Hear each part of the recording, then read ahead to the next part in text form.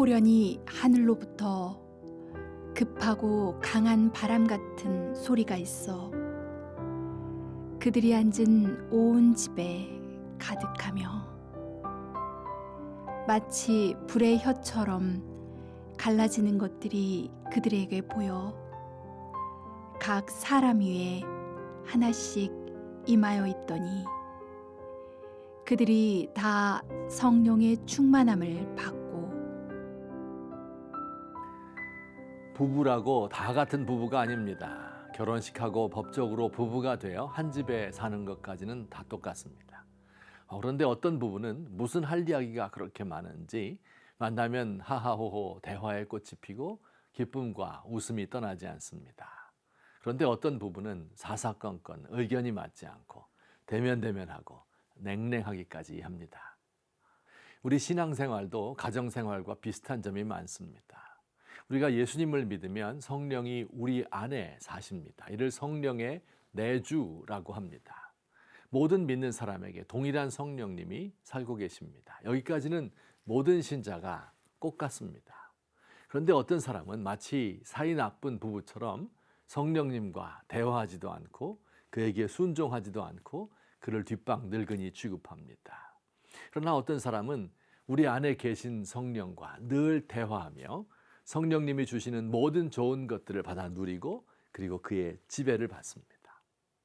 이렇게 성령의 지배를 받는 삶을 성경은 성령 충만이라고 부릅니다.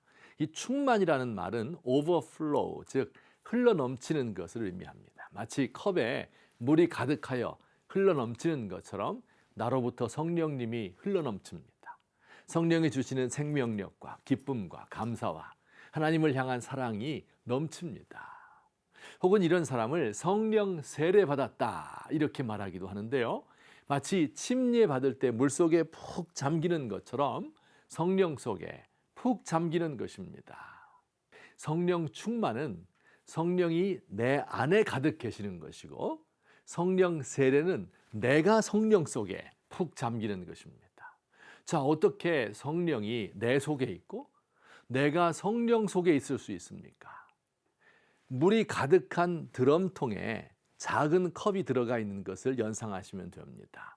컵 속에 물이 충만하고 동시에 물 속에 컵이 푹 잠겨 있습니다. 이렇게 성령 충만한 사람에게 나타나는 특징이 있습니다. 첫째는 어제 말씀드린 것처럼 성령은 바람처럼 생명을 주시는 분이기에 우리의 삶을 생명력과 활기로 넘치게 하신다.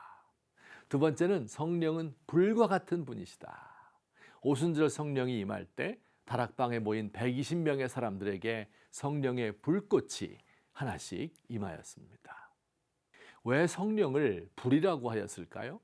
구약시대 엘리야의 기도에 불이 하늘에서 내려온 것처럼 불을 내리는 권세와 능력을 준다는 말일까요?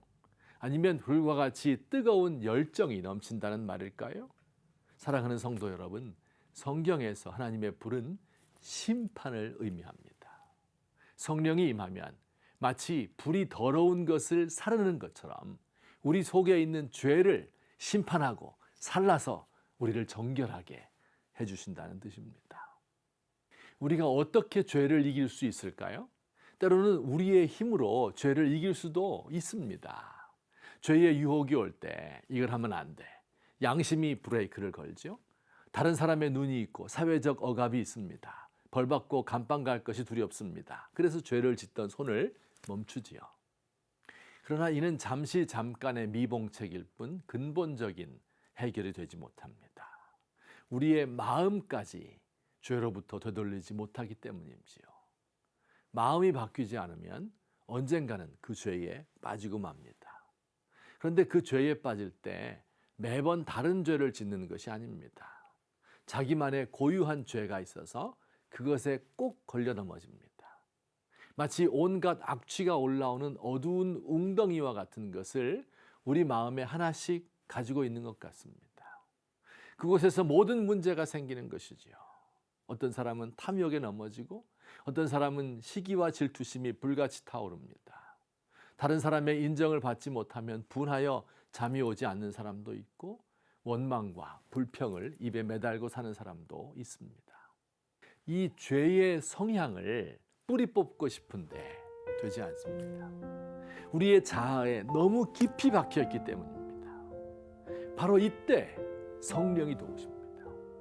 성령께서 마치 불로 태우는 것 같이 죄를 뿌리로부터 태워주십니다.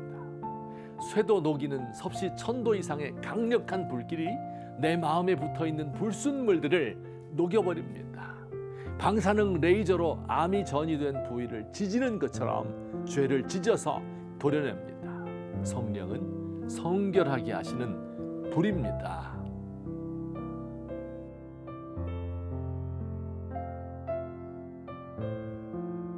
주님, 내 안에 자리 잡고 앉은 죄의 기원이 무엇인지 저는 모릅니다. 제 과거의 상처 때문인지, 잘못된 교육 때문인지, 아니면 모태로부터 죄인으로 태어난 것인지 모르겠습니다. 제 자아에 뿌리 박혀 있는 죄의 근원을 뿌리째 태워주세요. 성결의 영에게 지배를 받아 마음이 깨끗한 사람이 되고 싶습니다. 그것이 제 유일한 소원입니다.